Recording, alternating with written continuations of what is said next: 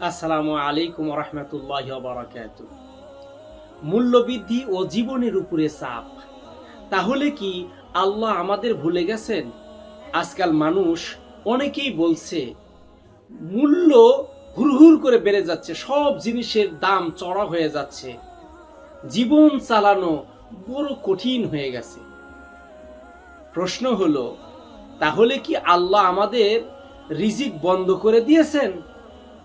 মূল বক্তব্য, না, আল্লাহ কখনো কোনো বান্দার রিজিক বন্ধ করে দেন না, বরং রিজিকে বরকত কমিয়ে দেন যখন আমরা আল্লাহকে ভুলে যাই। আমার আল্লাহ রাব্বুল আলামিন পবিত্র কালামুল্লাহ শরীফের ভিতরে বলেন, ওয়ামা মিন দাব্বাতিন ফিল আরদি ইল্লা আলাল্লাহি রিজকুহা। পবিত্র কালামুল্লাহ শরীফের 11 নম্বর সূরা হুদের 6 নম্বর আয়াতে কারিমা এটা।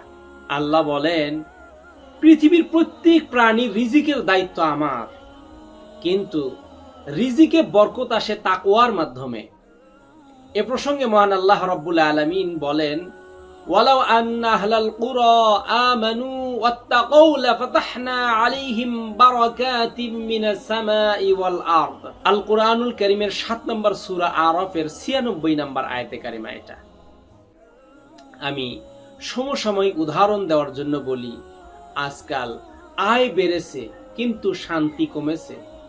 এটাই প্রমাণ করে টাকা আছে কিন্তু বরকত নাই। শেষ কথা আপনাদেরকে বলতে চাই, রিজিকের সমাধান তো বাজারে না, সেজদায় ফিরে যাওয়ার মধ্যেই আসল সমাধান।